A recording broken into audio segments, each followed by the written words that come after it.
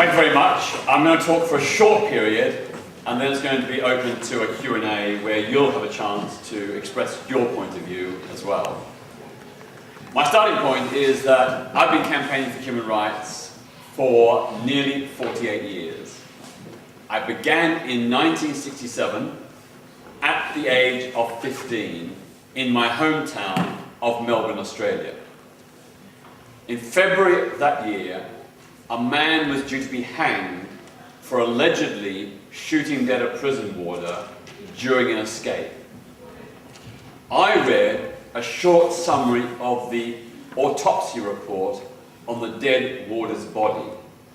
At the age of 15, I worked out that it would have been almost physically impossible for the man who was due to hang to have fired the fatal bullet, because where he was standing and where the warder was standing when he was shot, the trajectory of the bullet didn't match where they were standing. Nevertheless, that man was hanged anyway. And that provoked a lifelong skepticism of authority. I thought to myself, if the government, the police and the courts can allow a man to hang when there is some reasonable doubt about his guilt, what else are they doing that we don't know about and which violates the principles of justice? So I began to question the treatment of the Aboriginal people of Australia, the indigenous black inhabitants, and began to support their struggle for civil rights and land rights. I began to question and oppose Australia's involvement in the Vietnam War alongside the United States. And the more I got involved, the more I came up against the power of the state. We were engaged in peaceful protests, yet we were subjected to tremendous repression.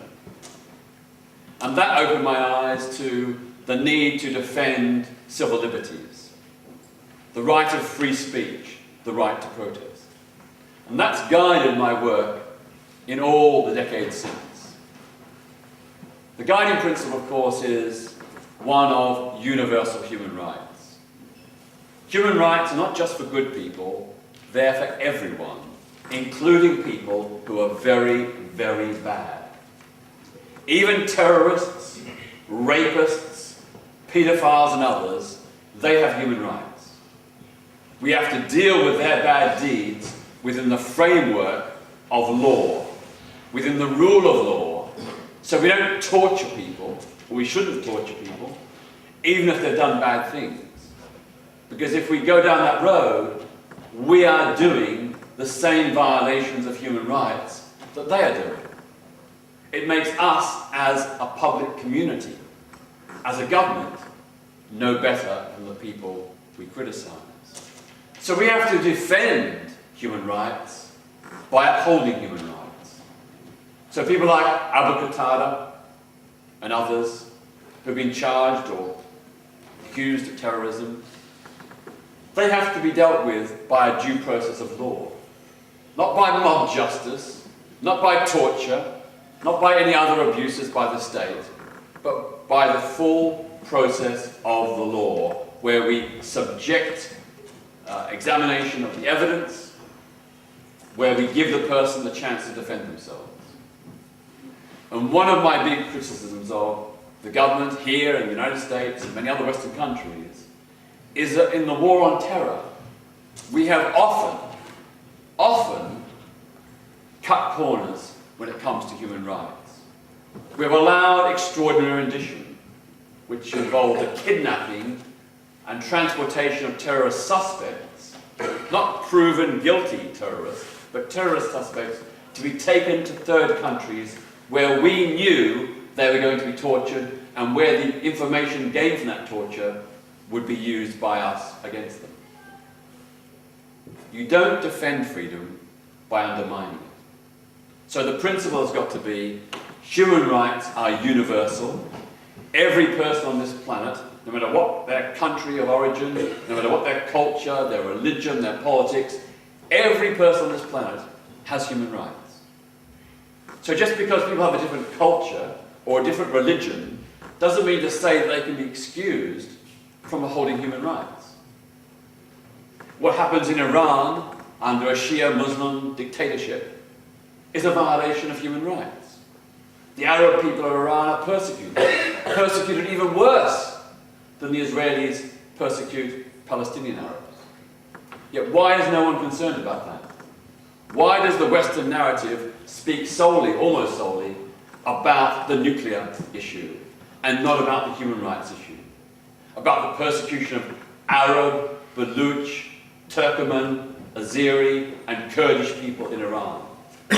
Why don't we hear about the jailed trade unionists in Iran? If you're a trade unionist, you want to fight to defend your job and your members, you'll end up in a prison and be tortured. Right now, some of Iran's leading trade unionists are behind bars, being horribly tortured. Some aren't being explicitly tortured. What the government does instead is deny them medical treatment for their illnesses. So they have heart problems, they're denied heart drugs. Effectively, it's a death sentence by another means. But of course, it isn't just countries like Iran or Russia that are the bad guys. We too, in this country, have our own bad record. Many of you will have read about the war in Ireland, what they euphemistically call the Troubles. It was a war, it wasn't troubles, it was a war. In that war, the British Army engaged in acts of terrorism, shooting dead peaceful protesters, assassinating Republican sympathisers. And hardly any of those soldiers have ever been brought to justice. It went on with the full connivance of the Labour government of the 1970s and the Conservative government of the 1990s. They allowed these things to happen. They allowed the British military to run amok and do these terrible deeds. Even to this day, there's been no full public disclosure. So what I'm trying to say is that human rights abuses are not just things that happen in other countries, they happen here as well. And we have to stand for the principle that every human being on this planet is entitled to human rights. And human rights do not just include freedom of speech, the right to protest, the freedom to practice your faith and so on. Human rights also include economic rights, the right to food, shelter, clean water, education, healthcare. Those too are human rights, and they're enshrined in the United Nations Convention on Economic, Social and Cultural Rights. So for example, I woke up this morning, I was thirsty. I went to the tap, I turned it on, I had a drink of water. The water tasted good, it was pure, it hasn't harmed me. But this morning, and every morning, 800 million people wake up with no safe, clean drinking water. Many of them will get sick, and some of them will die. Today and every day, 5,000 babies or infants will die from dirty drinking water. Yet we live in a world of plenty, of huge phenomenal wealth. The problem is, it's so unfairly distributed. The 85 richest individuals in the world have as much wealth as the poorest 50% of the world's population. That cannot be right. It cannot be right that we condemn hundreds of millions of people to go hungry and malnourished, to have no safe, clean drinking water every day of their lives. That's not right. And here in Britain, it's no better. The richest 1,000 people in Britain have a combined personal wealth of £450 billion. £450 billion held by 1,000 people in this country. Yet there are hundreds of thousands of people now dependent on food banks to get the basic necessities to eat. That's not right. And these are human rights issues as well. Economic rights are human rights. So my message is to not only know and understand what human rights are, but to work together to ensure that all the people in this country and every country enjoy them. It is possible. We can make that change.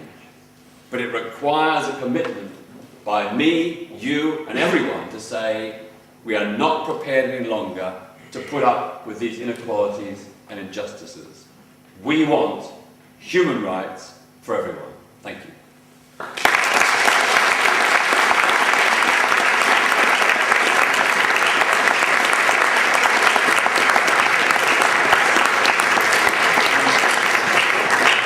Thank you very much, Peter. As you know, as we discussed at lunchtime, the students have been looking into your work and into your ideas. So they have prepared questions. That said, if you haven't had an opportunity to submit a question, Peter has said, I'll say again, there are no-go areas for questioning today. But we've got so many questions. We'll just keep on going as long as you've got the time and energy to do it. So I think the first one is Connor. I've seen Connor here. Connor, would you have to project your voice nice and loud. Stand up, Connor. Project your voice nice and loud. So, because it's difficult. I've sat at the back. It's sometimes difficult to hear when you're at the back otherwise. Do you feel that you've actually had more influence as a campaigner rather than if you've been elected as an MP? For those who don't know, I stood for Parliament as a left-wing Labour candidate in 1983 in the South London constituency of Bermondsey. I was vilified both because I was gay and supported gay rights, and because I advocated a radical left-wing programme of government. As a result, I lost that election in one of the biggest ever swings in a by-election in Britain. Now, the question was, do I think I've achieved more on the outside than if I'd been elected? I think I probably have. Obviously, I wanted to be elected, that's why I stood. But I fear that maybe, if I had been elected, I would have ended up like many other good, well-intended left-wing MPs, stuck on the backbenches, without much power or influence, making some good points, but not perhaps having much impact.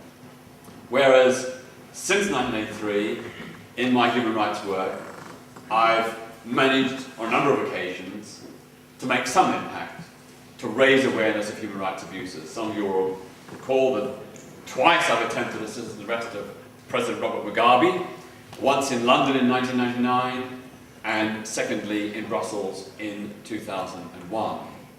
I also went to Moscow in 2007 to support the heroic gay and lesbian human rights defenders there, and together with them was attacked and almost beaten unconscious by neo-Nazis with the connivance of the Moscow police. You may also recall that in 1998 I went into the pulpit of the Archbishop of Canterbury, then George Carey, to denounce him on Easter Sunday over his support for discrimination against gay people. So there's lots of things I've done that have helped raise public awareness about issues that were little known at the time. Not necessarily have I changed things, but I've raised awareness which has enabled others to take up the baton and initiate change. So overall, I'd say probably I've achieved more on the outside, because if I'd been elected, I would have been stuck on the backbenches, consumed by doing constituency work, which is important, but not been able to do it so much effort to campaigning for human rights. Thank you. Lily, is Lily here?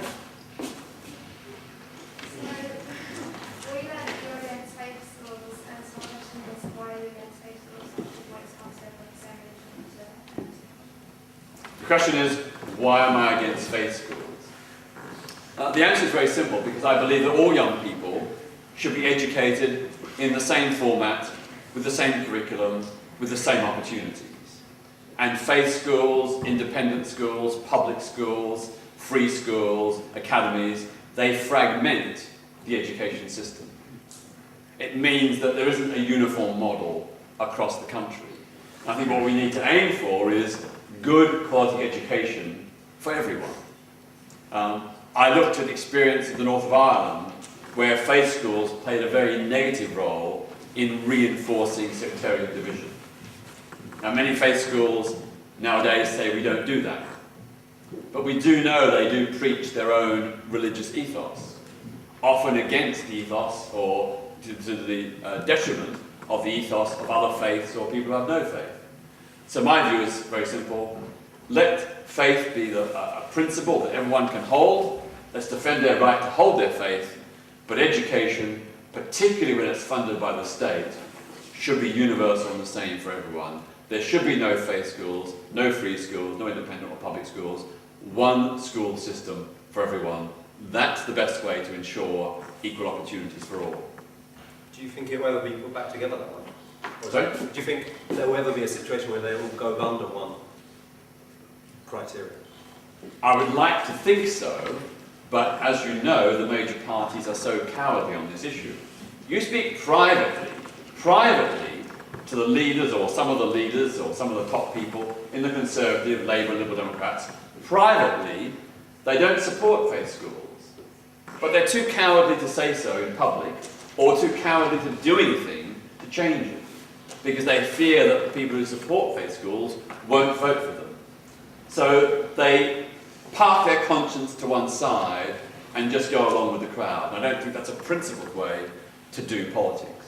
Okay, thank you. Liquid. Is national security more important than human rights? Is national security more important than human rights? Absolutely not. Human rights trump everything, including democracy. Just because a government is elected does not mean it has a right to violate human rights. Now, the Universal Declaration of Human Rights is there for a reason. It's to establish a benchmark beyond which governments cannot go. We have our own Human Rights Act here in Britain. We also have the European Convention on Human Rights. These have been devised for the very express reason of saying to governments, there are certain things you cannot do. This is a red line over which you cannot cross. And the reason that was invoked was particularly in response to the horrors of Nazi Germany, where, of course, in 1933, the party that won the most seats in the Reichstag was the Nazi Party. And they used that as a mandate to go on to deny millions of German citizens their human rights. Not just Jewish people, but trade unionists, gay people, Jehovah's Witnesses, Catholics, and many, many others. So this principle is absolutely fundamental. It doesn't mean that we have to sacrifice national security. You know, if we stick to human rights, it doesn't mean to say that we give up on national security. Of course, we have to protect this country and all countries against the threat of terrorism. That is a very important duty of government. But we can do so in ways that do not require the use of torture or do not require the detention of people without trial. Where there's evidence, put those people on trial. And one of the great mistakes of successive governments in this country was over the treatment of Abu Hamza and Abu Qatada. You know, why didn't they put them on trial? Why have they got embroiled for all these years in this lengthy, protracted issue around asylum, deportation, extradition? Why did they go down that road? Why didn't they simply present the evidence to a court and put those men on trial? That's the way to go. We live as a democracy by the rule of law. And the rule of law applies to everyone, including those accused of terrorism. I have to say as a caveat, I know from first-hand experience how the anti-terror laws are abused. I know of 2 cases that I was involved in personally, where a young man who had been doing a dissertation for his university course on terrorism accessed from, I think, the US Justice Department, the Al-Qaeda manual. He was doing it for research purposes for his dissertation. He was arrested, detained by the police under the terrorism laws, and had to fight long and hard to get himself released. Quite clearly that was an abuse of power. Another case was of 2 Pakistani men. Well, they would call themselves Baluch. They were from Balochistan, which is occupied by Pakistan. Pakistan invaded and occupied Balochistan in 1948, and it's been under military occupation ever since. They were arrested, I think in 2008, on terrorism charges at the behest of the then Pakistani dictator Pervez Musharraf. He didn't want them doing their Baluch human rights work from London because it was having a huge impact in Pakistan and around the world. They were exposing the human rights abuses by the Pakistan military in Balochistan. So trumped up charges were pressed against these men that they were terrorists. It was only because I managed to get them two of the best lawyers in the country, a solicitor Gareth Pierce and a QC Helena Kennedy, that they were eventually acquitted. But both of those examples show how the terror laws are being abused. I'm not saying they're being abused in all cases, but they are being abused in some cases, and we have to say really loud and clear, national security is important. It must be protected, but not at the price of taking away people's human rights and framing them on false charges. Thank you. Harrison? What are your thoughts on ISIS and how do you making a change in the current situation? Well, of course, Islamic State is a particular branch of extreme fundamentalist interpretation of Islam. It's not shared by most Muslims in Britain or indeed anywhere in the world. But they have an ideology, they have a viewpoint. I've got to say that they are idealists. You know, I don't think we can simply dismiss them. They do have a conscientious belief. It's misguided and wrong, but they do sincerely hold in this belief. The way we will best deal with them is not by any kind of Western intervention, but by empowering people in Iraq and Syria to stand up to them and fight against them. So that's why I'm a great, strong supporter of the Kurdish resistance in Kobani in North Syria. There we have Kurdish Muslims taking a stand against ISIS, and in Kobani actually halting the ISIS advance, despite their lack of weapons, despite their lack of resources. It is one of the great heroic resistances to fascism, because what ISIS is a clerical fascist organization. It wants to impose a religious tyranny and dictatorship. And for all people, including all Muslims, that is bad news. Many of the people who have been killed by ISIS are Muslims. Muslims deemed not sufficiently devout, according to ISIS. We see similar scenarios in Nigeria with Boko Haram, a particular extreme Islamist sect that even kills other Muslims who don't conform to its hardline interpretation of Islam. The way to defeat it is to empower the people in that region. They are the ones who are leading the fight, and they are the ones who are best able to do that. But in this country, it's been really good that recently we saw some Muslim groups rally at Marble Arch to speak as Muslims against ISIS. And it's been really positive that some imams and clerics from the Muslim faith have spoken out against ISIS, and some have even issued fatwas against them. That's really important, because if David Cameron or Barack Obama condemn ISIS, it doesn't cut much ice with a lot of people in the Middle East.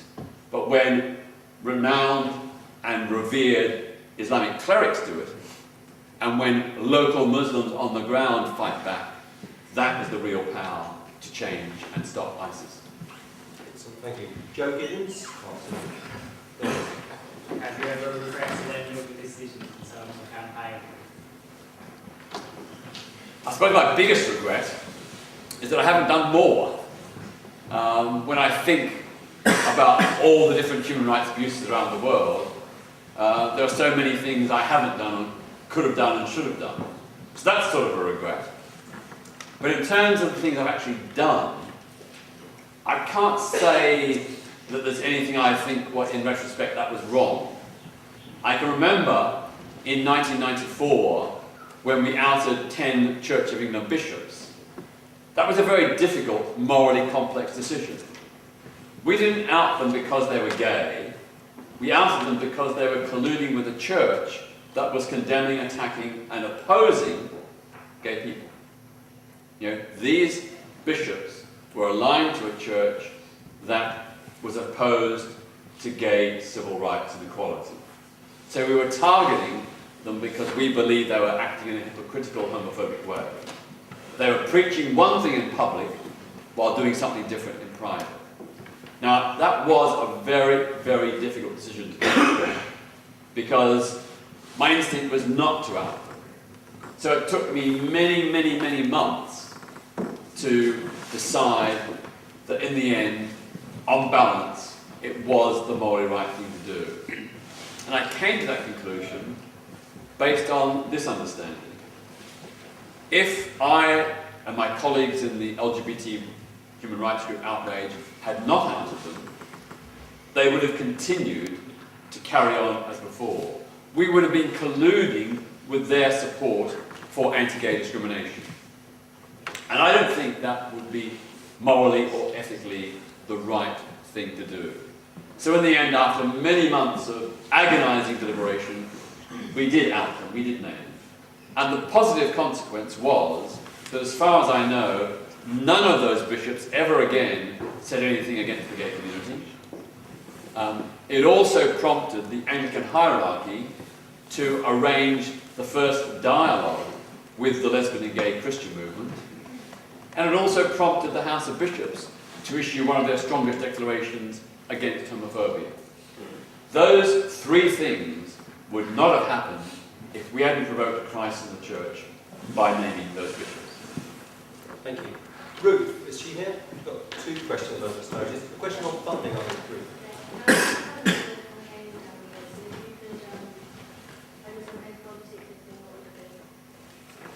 Are you okay? Yeah.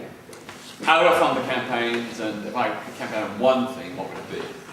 Well, because I'm a bit controversial, doing citizens arrest of presidents like Robert Mugabe is not the kind of conventional thing that most human rights organisations do. Because I'm controversial, I can't get any organised or governmental type funding. So I depend entirely on donations from well-wishers. That's what funds the work I do. But we are massively underfunded.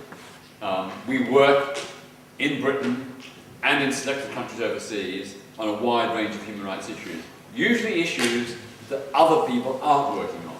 So, for example, lots of big human rights organisations do fantastic work around Burma and Tibet. So there's no need or value in me doing that. But very few are campaigning around the rights of the people of Balochistan, or West Papua occupied and annexed by Indonesia, the Western Sahara, occupied and annexed by Morocco. So we've concentrated efforts on those places where others are not doing much work. In terms of one campaign, it's really, really, really difficult to say. I'm not saying this is the one, but this might be one. I mean, one of the ideas I've had for some years is to try and get a United Nations convention to agree whereby the countries of the world would assent to reducing military spending by 10%. Not 50% or 100%, just 10%. A 10% reduction in military spending by countries across the world. That would raise a staggering 160,000 million US dollars a year. That's how much 10% of global military spending accounts for. 160,000 million US dollars every year.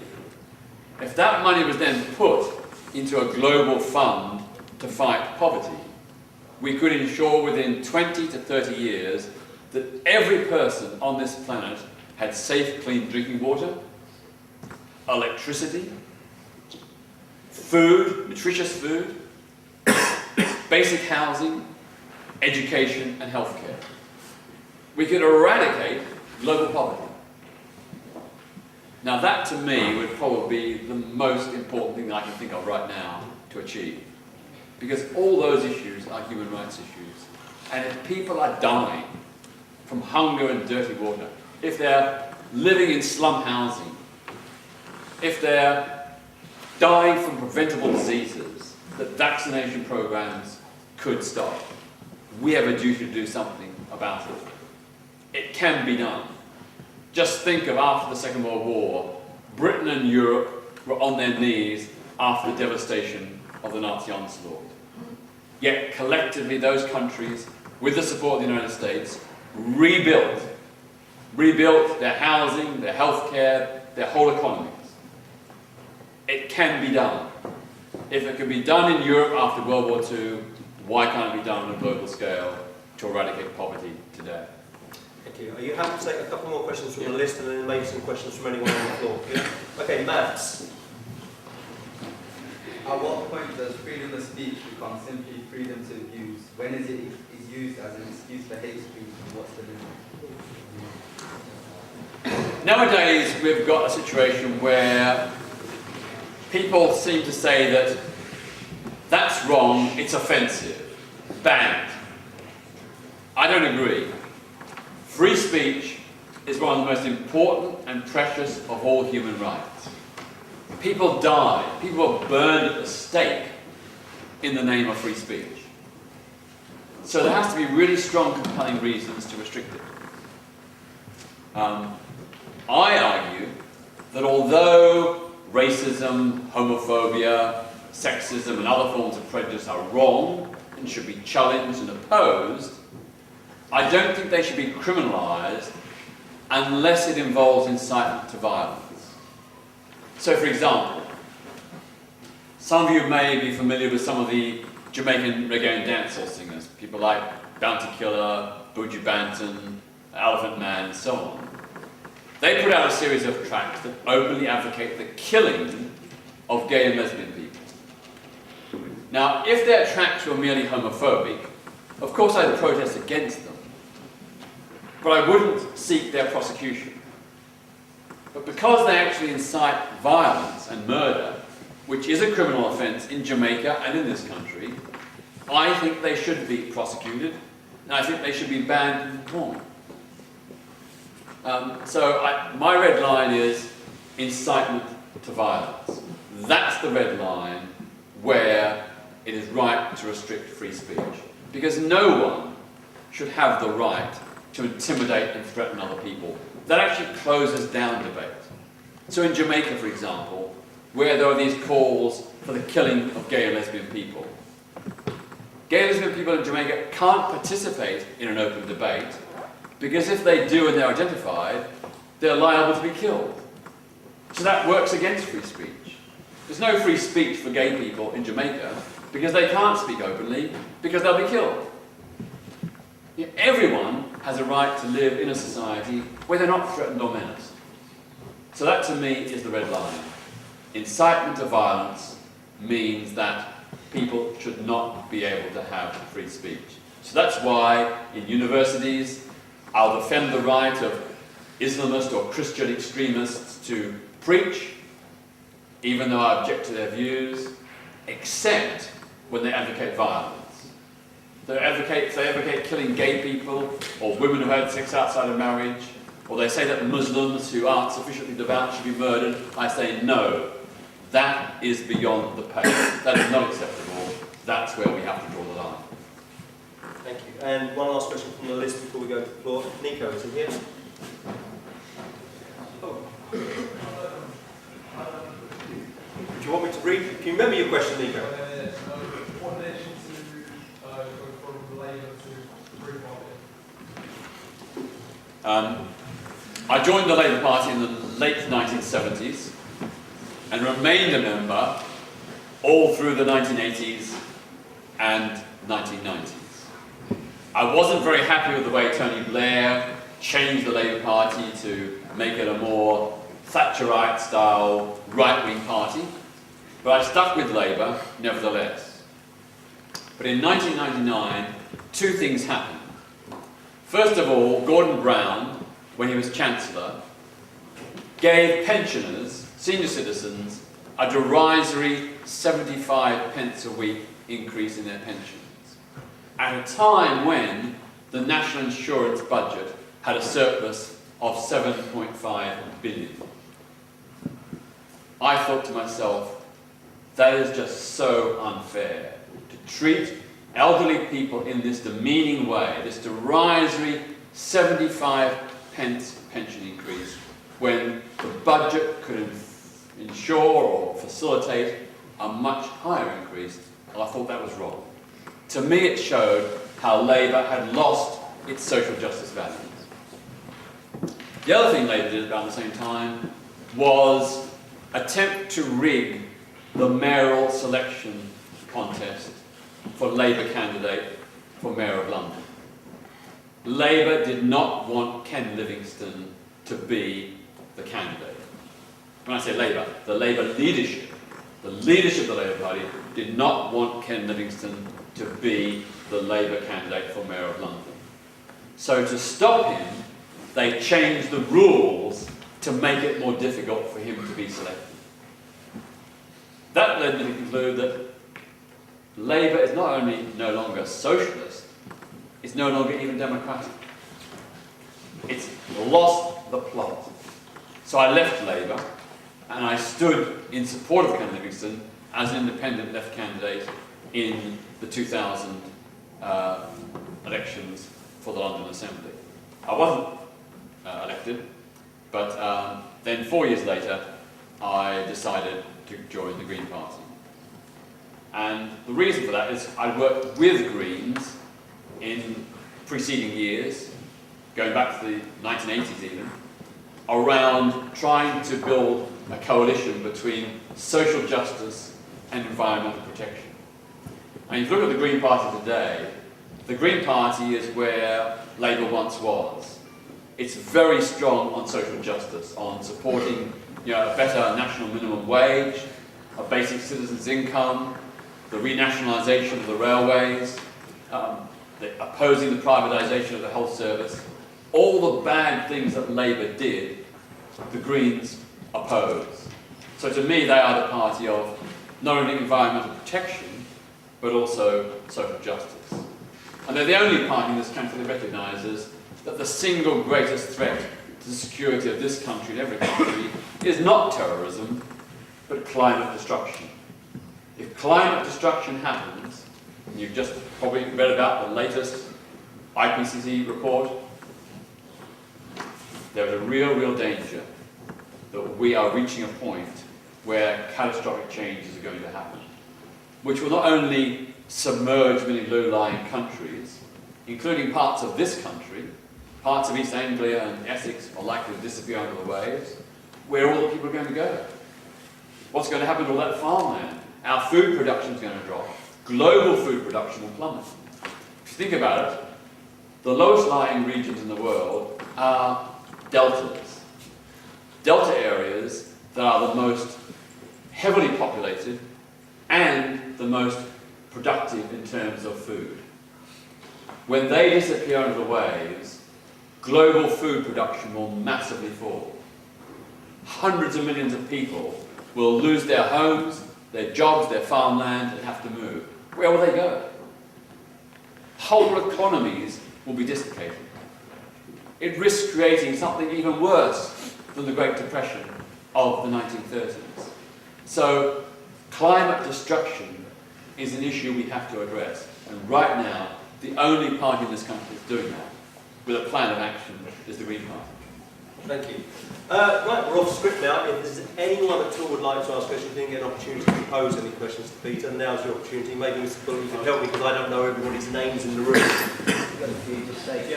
Go for right, yes, I do know this young man. Do you think some of the issues by you and other people in and around politics address, such as discrimination against women and gays, like in extremism, and more of a cultural and religious issue, or an issue by the people who are today? Just say it again, I didn't quite get that. Like, discrimination against people like women and gays is more of a religious and cultural issue, or an issue of the people in the world. He was asking whether discrimination and prejudice against lesbian and gay people or women or others is a religious or a cultural issue. I think it's a mix of both. It's certainly true that some people in all faiths do seem very resistant to equality and human rights for everyone. But there are also, of course, people of faith who are very strongly in favour of equal rights. I can remember a couple of years ago, I went to speak at a school in North London, which had a predominantly Muslim and Afro-Caribbean pupil intake. And they had really big problems there with sexist jibes and homophobia. And so a group of pupils decided to do something about it. And they were particularly concerned about the homophobia because it was quite menacing and threatening. The people who took that initiative were African and Muslim students. You know, the leader, the driving force, was a young Muslim woman in a hijab. She just said, plain and simple, homophobia and sexism are not Islamic values. I'm going to do something in this school to stop it. So, among other things, she set up a gay-straight alliance, where gay students and straight students work together to challenge homophobia. And within 2 years, they had completely turned around attitudes in that school. Not only on women's rights and gay rights, but also on lots of other issues as well. The teachers say that this is one of the most successful things they've ever seen in all their teaching careers. And it came from the pupils. It didn't come from the staff, or the head, or Ofsted. It came from the pupils. So, you know, I think it's really important that we do recognise that, yes, there are people with certain perspectives on faith who do hold some quite prejudiced views. And let's have a dialogue with them. Let's try and engage with them. And the engagement point has got to be that discrimination is not a religious value. You know, it's incompatible with the core values of love and compassion that all the major faiths preach. I think I saw another question there. Yep. Have you seen a change in human rights abuse, or does it just seem like history is repeating itself? Sometimes it does appear to be an endless, never-ending, unrelenting battle. But then again, you look at the pluses. There are lots of negatives for sure. You know, Russia is going backwards. Compared to the Yeltsin and Gorbachev years, Russia is going backwards. There's much more racism and xenophobia. There's much greater repression of protests and dissent. There's a squeeze on the freedom of the press. So that's really, really negative. But then again, you look at other countries and you see really positive changes. You think that, you know, Uruguay and Argentina, both countries have experienced military dictatorship, produced legislation for same-sex marriage before Britain or the United States. You look at examples in the Horn of Africa. You know, you can see Somalia and Yemen, but there's also Somaliland. Somaliland, which broke away from Somalia in 1991, it's established a democratic state, with parliamentary elections, with human rights. There have been some glitches, there have been some setbacks, but on the whole, Somaliland is a democratic nation that respects human rights. There's no more civil war there, there's no more chaos, there's no more terrorism. It's peaceful, it's economically successful. And it's an African Muslim nation. I always say to my friends, why aren't governments around the world recognising Somaliland and singing its praises? Because it shows that African people and Muslim people can make positive, progressive change. And you know, the sad thing is that Somaliland is not recognised. Britain won't recognise it, the United States won't recognise it, all the powers that be won't recognise it, because they say we have to respect the imperial borders drawn by Western colonialism in the 19th century. Well, I don't think we should respect those borders. Those borders were imposed upon those peoples by Western colonising powers. We should recognise the reality of, you know, the bonds of peoples that are more appropriate. And that, in the case of Somaliland, that region was its own independent state governed by Britain until 1964, I think, or early 60s. It should revert to being independent. It has reverted to being independent. It should now be recognised by the world community and recognised as a great success story.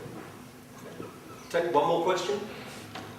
Yes, sorry, I don't know your name. Just stand up. Thank you. What's your stance on the rise of support for UKIP as a political party instead of Zerkers? What's my stance on UKIP?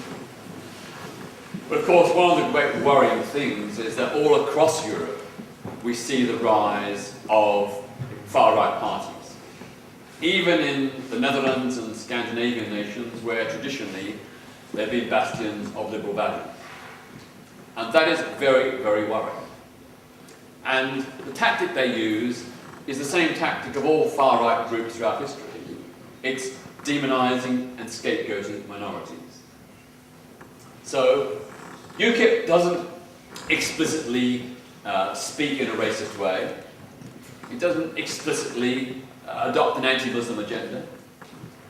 It doesn't explicitly denounce gay people. But their policies, their dog whistle pronouncements, all point in that direction. They're trying to appeal to those kinds of people. And I think it's a very dangerous movement, because we'll only get out of this mess, the economic mess we're in, if we work together. And the reality when it comes to immigration and asylum is, let's focus on the reasons why people come here.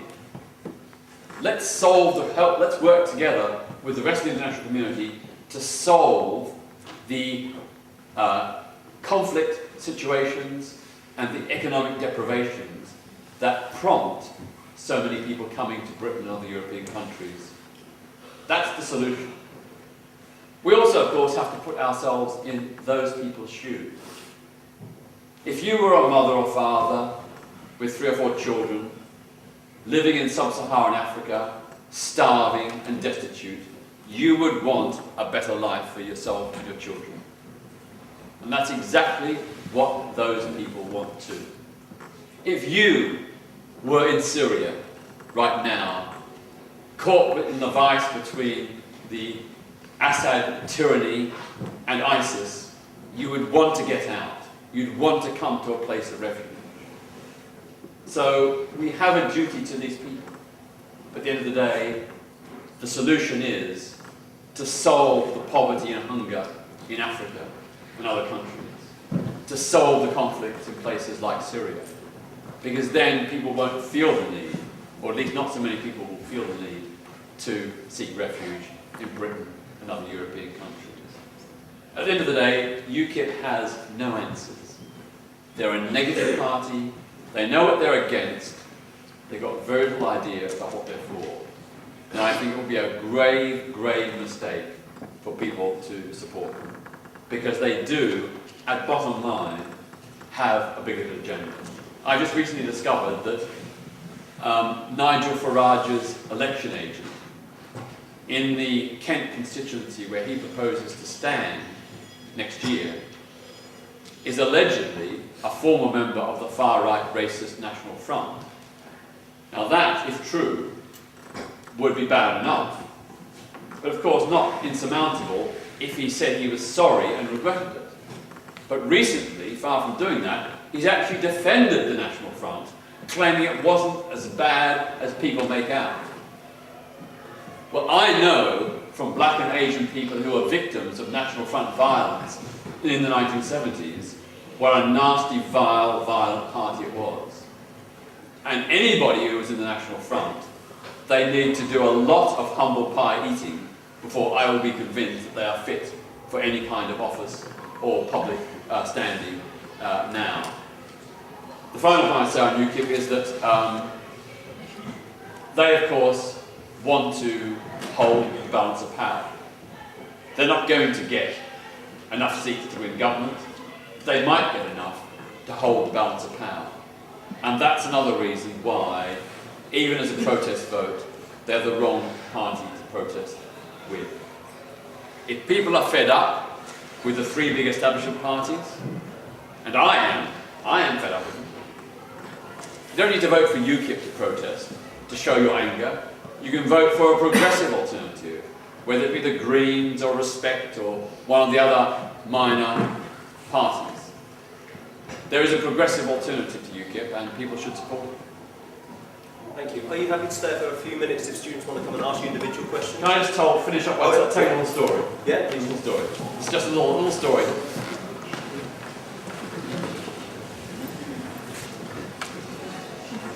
It's about homophobia. You probably know that Sigmund Freud had a theory, or a series of theories, which said that often people's publicly stated views were a reflection of their deep unconscious desires, or were a mechanism to deflect attention away from what they truly believed or were. So in 1996, Professor Henry Adams at the University of Georgia decided to test out this theory. So he interviewed a whole range of people about their sexual orientation. He asked them, have you ever had a same-sex experience? Have you ever had a same-sex wet dream or fantasy? Have you ever had an emotional crush on a person of the same sex? Such and such. And of the answers he got, he divided them into two extreme groups.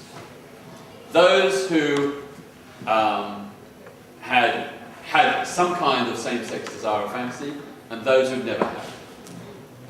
Anybody who had the slightest inkling of a same-sex desire was discharged from the experiment. So you remained with a group of men, they were all men, who said they were 100% heterosexual, they'd never had a same-sex desire or fantasy, they never wanted one, they never had an emotional crush on another man. And then he gave them a questionnaire about their attitudes towards gay people. And he asked them questions like, do you think gay people should have equal rights? Should homosexuality be against the law? What would you do if your son or daughter was gay? If your boss was gay, how would you react? And then he divided them into two extreme groups. One group that said they didn't mind at all, gays were fine, it was just a part of the fabric of life. The other group were extremely anti-gay. They said they would kill their son or daughter if they were gay, or they would disown them. They said that gay people should be locked up and keys should be thrown away. They said that gay people shouldn't have equal rights. And then, one by one, he put them in a video suite. And he wired them up to a plethysmograph. You all got one at home? A plethysmograph. It's a small elasticated device which goes around the penis and is wired to a computer.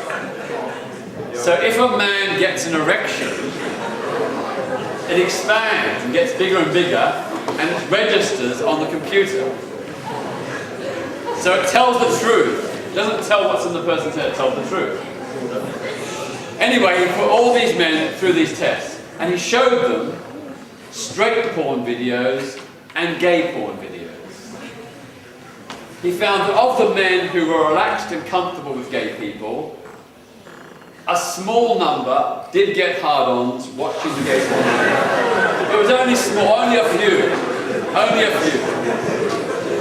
But of the men who were strongly anti-gay, listen, of the men who were strongly anti-gay, first of all, they were marginally sexual dysfunctional when watching straight porn videos, so they got less strong or less frequent erections when watching the straight porn videos. But when they watched the gay porn videos, 80% of the homophobic men got erections. So he concluded that homophobia is often a displaced form of homosexuality. That men who are homophobic, particularly those who are strongly homophobic, are secretly self-repressed gays who cannot accept their own sexuality. So they act homophobic to deflect suspicion away from themselves and to convince themselves that they're not really gay. So next time someone makes some anti-gay remarks, tell them about that story. I think the first time ever a Verulam engaged live lecture has ended up with an image of the harbour. Thank you very much.